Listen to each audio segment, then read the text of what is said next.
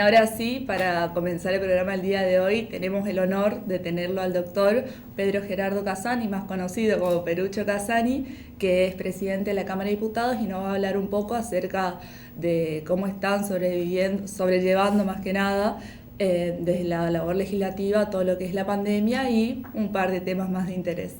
Vemos si podemos conectar. Muy buenos días. ¿Qué tal? Hola Ana Lucía, ¿cómo estás? Muy bien, muchas gracias por el tiempo. Eh, Contrario. Queríamos comenzar comentando un poco y que nos aclare qué efectos tuvo la pandemia en la labor legislativa puntualmente con el tema de las reuniones presenciales, si se volvieron virtuales, de qué manera se siguió trabajando. Bueno, esta pandemia sin duda vino a modificar todo lo que tiene que ser, lo que tuvo que ver con la habitualidad. Cuando el 20 de marzo el presidente de la República dicta su primer decreto de necesidad de urgencia y dispone el aislamiento, etcétera, nosotros en la Cámara de Diputados nos tomamos 2 semanas como para organizar internamente lo que tiene que ver con el trabajo presencial de una parte del personal. Dispusimos que las personas mayores de 60 años quedaban en una situación de guardia activa, no le dimos licencia, sino guardia activa, de manera tal que si lo necesitáramos se los convocaría. A quienes vivían en el Chaco y trabajan en la Cámara de Diputados, a eso sí le dimos licencia. Establecimos con los jefes de departamento quiénes eran las personas indispensables para seguir desarrollando las actividades administrativas fundamentalmente. Nos reunimos con las distintas bancadas y establecimos que 2 semanas después de del primer decreto de necesidad de urgencia, es decir, a mediados de abril, la Cámara de Diputados de la provincia de Corrientes volvió con una nueva normalidad, digamos. Contratamos enfermeros que en la entrada del Palacio Legislativo con termómetros láser, etcétera, tomando la temperatura. Claro. Las sesiones en el recinto son presenciales de los diputados, los 30 diputados. Establecimos el distanciamiento de manera tal que al menos como mínimo 2 metros entre un diputado y otro, todo el mundo con los tapabocas, con los barbijos. Le pedimos a los legisladores que sean acompañados por la menor cantidad de asesores posible, de ser posible ninguno o uno. Los taquígrafos, hemos reducido la presencia en el recinto solamente al número de 4, habitualmente son 10. Los micrófonos, con todo lo que tiene que ver con el cuidado pertinente, y volvimos a nuestras sesiones de manera, dentro de con estas recomendaciones y con estas características, volvimos a la actividad legislativa. Y a partir de allí, cada miércoles tuvimos nuestra sesión pertinente, llevamos creo que 16 o 17 sesiones en lo que va del año, a partir del 1 de marzo, que comenzaron las sesiones ordinarias del Poder Legislativo de la provincia, y avanzamos con muchísimas medidas sanciones, que ahora están esperando que el Senado los trate, y otros proyectos que vinieron del Senado, que le hemos dado nosotros la medida sanción, Claro. y se han convertido en ley. Así que la actividad es, digamos, normal. Y en esto yo quiero destacar el compromiso fundamentalmente de cada uno de los legisladores. Hay algunos de ellos que tienen problemas de salud, hay algunos de ellos que están transitando alguna dolencia que los coloca en una situación de mayor vulnerabilidad en temas de salud, y sin embargo están presentes cada miércoles.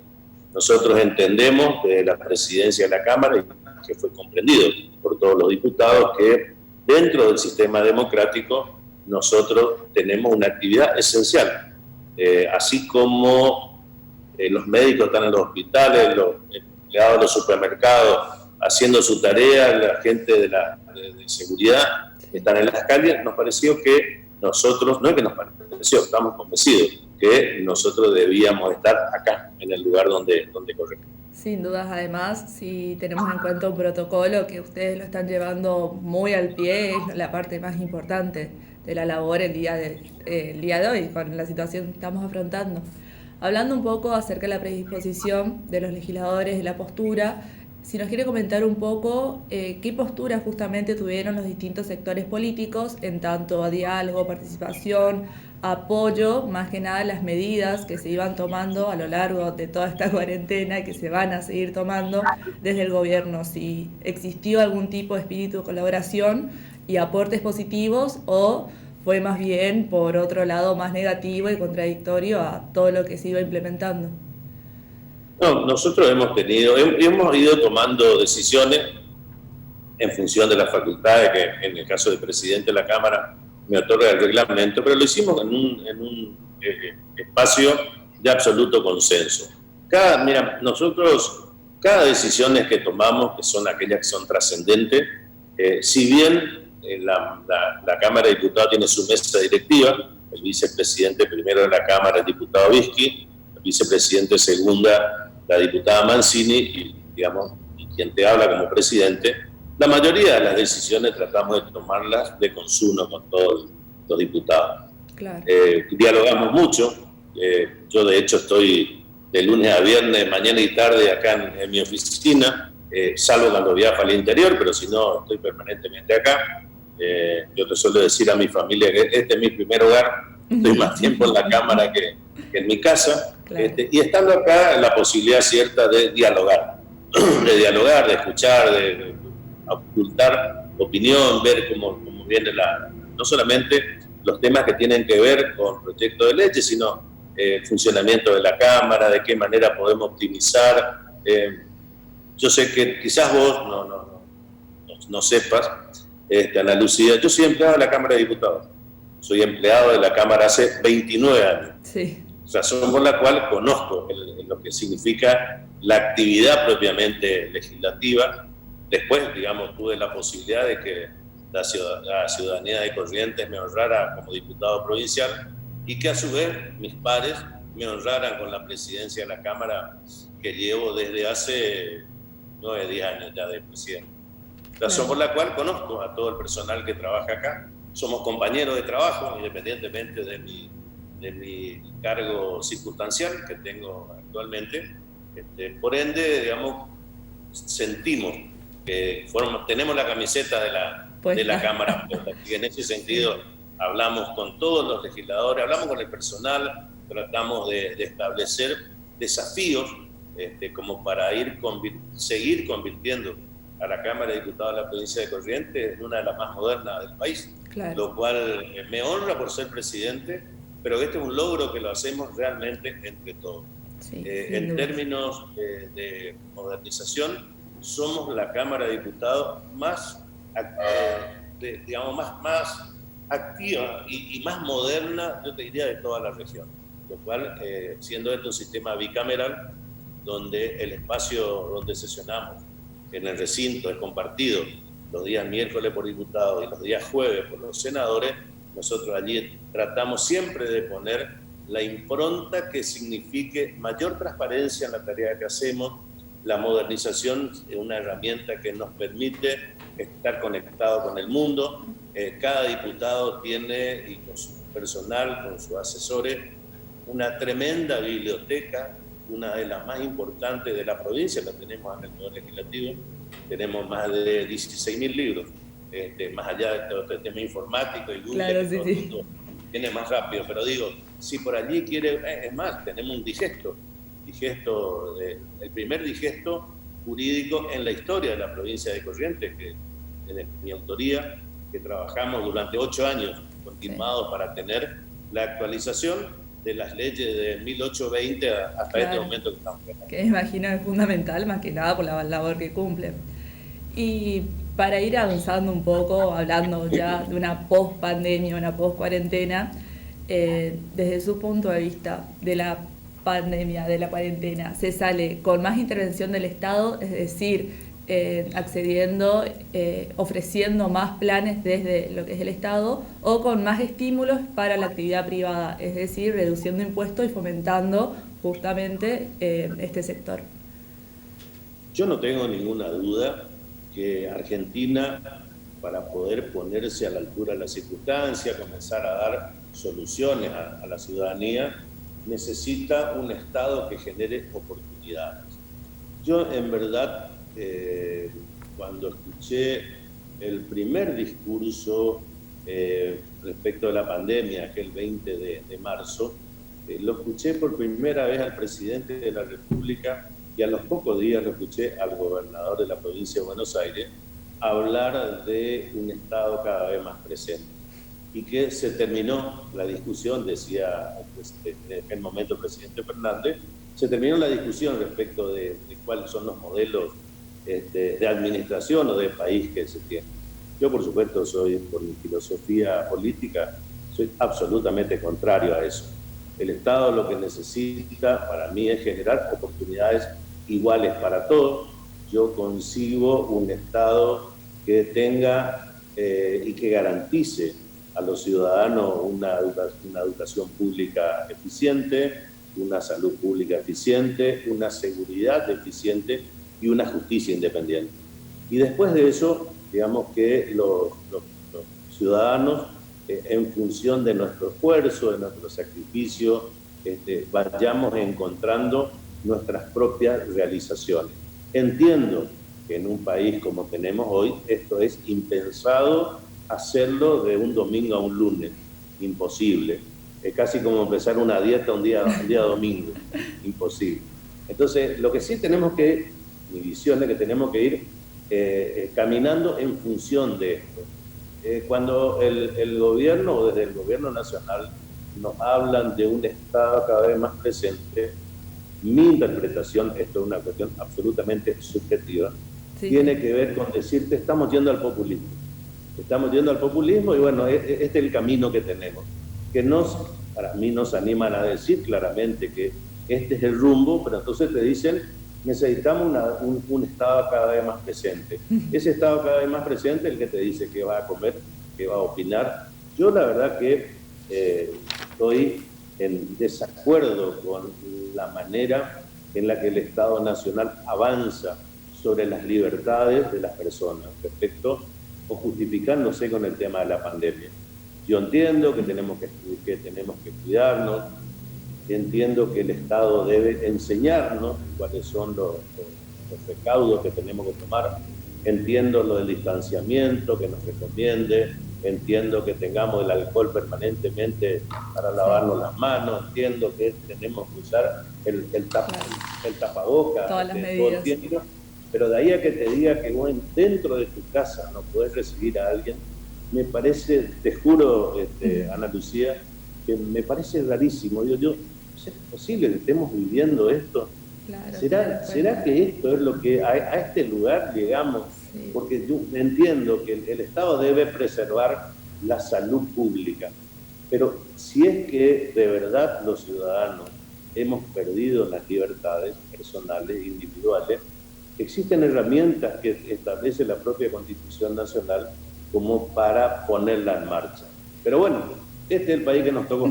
Sin dudas no. Bueno, ahora, adentrándonos un poco más en el tema acerca del decreto que tanta polémica armó, si nos quiere dar un punto de vista, si lo quiere llamar más jurídico, buenísimo, y si no, el punto de vista personal que tenga usted acerca de este decreto de necesidad de urgencia que salió el día de ayer, más que nada, que prohíbe las reuniones sociales por el tema del COVID y del aumento de casos que hubo a nivel nacional, y el fin principal me parece que es ese, como que evitar que se vuelva a realizar este aumento de casos, pero sabemos que hay bastantes datos y opiniones que van por atrás de todo esto.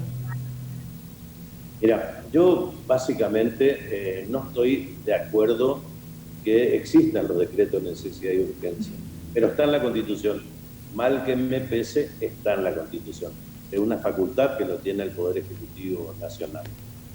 Y que se justifica de alguna manera cuando el Congreso de la Nación está inactivo.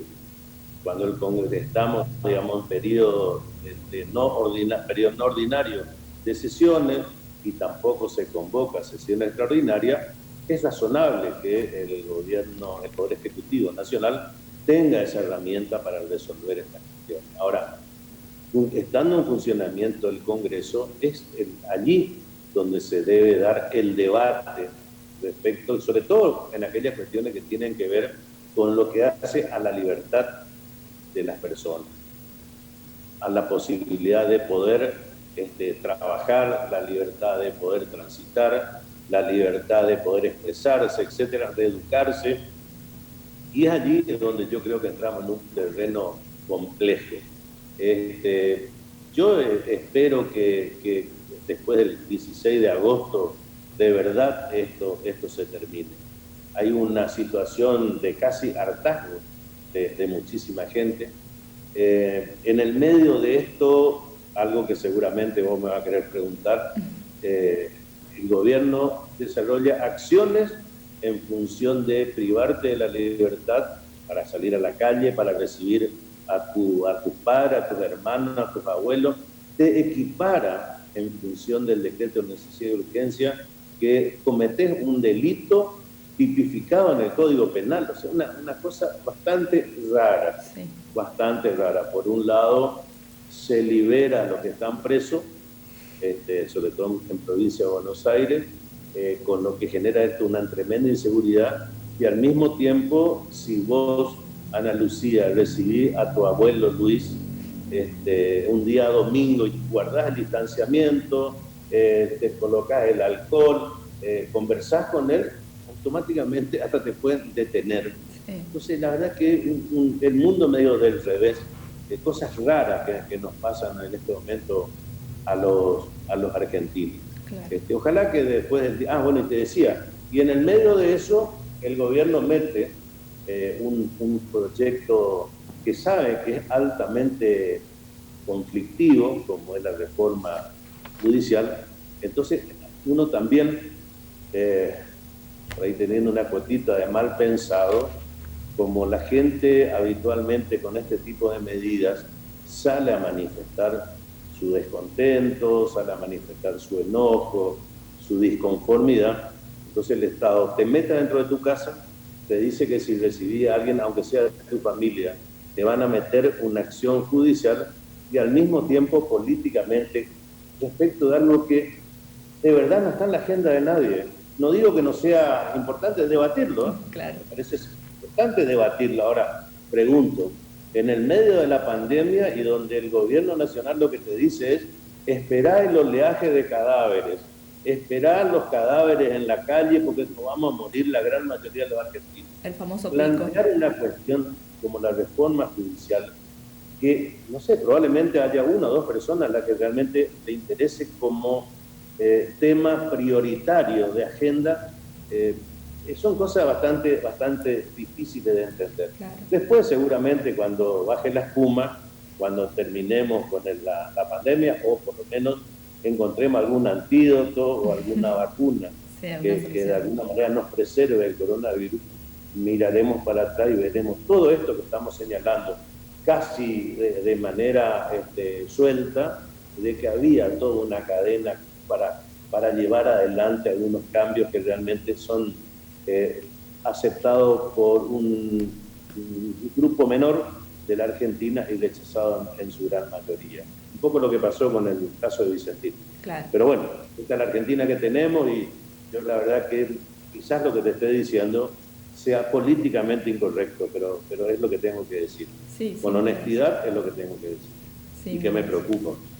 Muy bien, para ir cerrando un poco la entrevista, porque sabemos que tiene una agenda muy completa y ocupada, me imagino más en esta situación. Esta es la semana mundial de lactancia materna. Sí, sí. Así que estoy yendo dentro de un ratito a visitar acá a quienes están a cargo del área. Qué importante el apoyo más que nada. Y bueno, para cerrar esta entrevista, un tema que en lo personal me importa mucho, e imagino que para usted también. Quiero saber su opinión acerca de por qué los jóvenes, o la mayoría de los jóvenes sin generalizar, descreen en la política directamente. No tienen confianza, no les surge algún apoyo o incentivo de querer formar parte, ya sea de un partido político o colaborar con uno. Entiendo que básicamente gran parte de la ciudadanía en la Argentina no cree en la política. A la luz de los resultados, con 50% o un poco más bajo el índice de pobreza. Las posibilidades ciertas de poder progresar son bastante difíciles hoy por hoy en la Argentina. Esto genera, en primer lugar, un descreimiento en los partidos políticos, en los políticos en general, y también, y algo que sí me preocupa mucho y hablo mucho de este tema con los dirigentes de otras fuerzas políticas, es que en función de lo que nos está pasando, mi preocupación es que la gente deje de creer en el sistema democrático. Y eso es sumamente peligroso. Porque yo el otro día le decía a una colega tuya, la democracia es algo que se trabaja todos los días. La democracia es algo que tenemos que hacer una gran tarea para consolidar el sistema, porque el ser humano viene de comportamientos de tribu, donde había un jefe, que era el que mandaba, el que disponía, el que le rendían pleitesía, era un enviado de Dios, y después, digamos, todo el mundo tenía que cumplir. Claro. Y esto fue así durante siglos. O sea que naturalmente el ser humano tiende, digamos, por su conformación o por sus genes, ir a ese lugar. Y apareció después, felizmente en Roma, la democracia, que es, digamos, esto de gobierno del pueblo, etcétera, que el poder no viene de Dios al rey, o de Dios al que era jefe, al cacique de una tribu, sino que el poder de Dios viene del pueblo. Claro. Entonces, la democracia es un sistema, a ver, entendeme bien lo que te quiero decir, sí, casi antinatural, sí, con la formación del ser humano. Entonces es trabajoso sostener la democracia, aún con las diferencias, aún con los déficits, aún con los inconvenientes. Y te repito, hay gente que, llegado un momento, cuando siente que el país no le da posibilidad, el gobierno no le genera expectativa, termina diciendo, nadie sirve para nada, la democracia no sirve, salvo para ir a votar cada 2 años, entonces más vale busquemos otro sistema. Claro. En esto yo entiendo que tenemos que generar con los jóvenes, fundamentalmente, la posibilidad de que sean protagonistas, no que sean yo me acuerdo, yo tenía tu edad, los dirigentes políticos nos decían a los jóvenes, ustedes son el futuro. Yo solía enojarme con algunos dirigentes con quienes militaba, y decía, yo no quiero ser el futuro, quiero ser el presente. Hasta bueno, el día de hoy se sigue repitiendo mucho igual ese verso. A mí me toca como presidente de un partido político generar esto con los jóvenes. En mi espacio político, en ELI, en Encuentro Liberal, los jóvenes tienen mucho más protagonistas que en otras fuerzas políticas y tratamos de prepararlos para ser verdaderos líderes.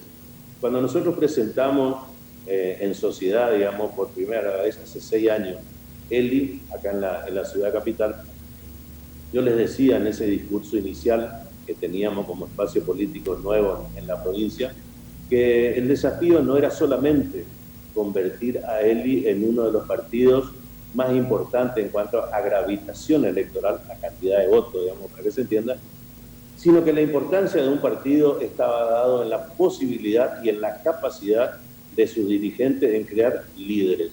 Y en esto nosotros los entrenamos, ejercitamos tarea de capacitación permanente, no solamente en lo que tiene que ver con liderazgo, sino tratamos de que nos vayamos especializando en temas que para nosotros, después de la pandemia, van a ser centrales, como tiene que ver la salud, lo que tiene que ver con la educación y lo que tiene que ver con la ecología.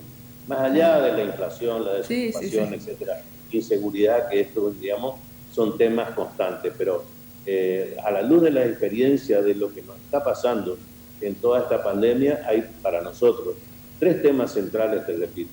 Educación, que va a jugar un rol fundamental con este periodo donde los chicos no pueden ir a la escuela.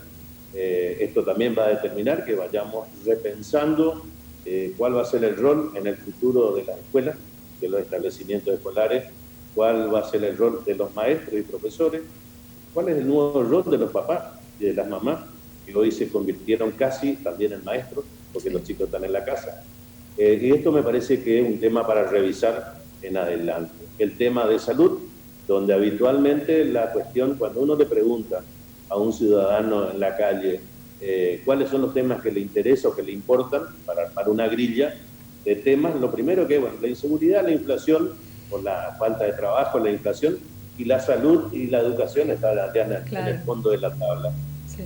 Hoy me parece que todos entendemos que cualquiera sea la potencialidad de un país, si no tiene un sistema de salud seguro, si no tiene un sistema de salud que le dé respuesta a la gente, creo yo que en el futuro esa sociedad la va a pasar bastante mal. O sea que la salud va a tener también un tema central. Y el tema ecológico es un tema que hoy ya no podemos seguir postergando. Nosotros hace unos años atrás decíamos, el planeta viene complicado porque no lo cuidamos. Bueno, hoy tenemos, ahí vos tenés en la costanera de Goya, donde poco más que cruzamos el riacho a pie, porque algo está pasando en la ecología. Así que creo yo que estos son los temas que vienen, y en estos temas la juventud tiene que empoderarse de esas cuestiones y marcar el rumbo por donde tenemos que transitar. Nosotros, al menos desde nuestro espacio político, propiciamos, junto con los jóvenes, esto de generar digamos, especialización como para ver por dónde salir. Claro. Bueno, muchísimas gracias por el espacio, por el tiempo más que nada, más que el espacio, y esperemos estar en contacto nuevamente para ver, seguir teniendo un pronóstico de lo que nos va a pasar. Muchas gracias, Ana Lucía. Saludos. Muchas gracias. Muy bien. Nosotros continuamos.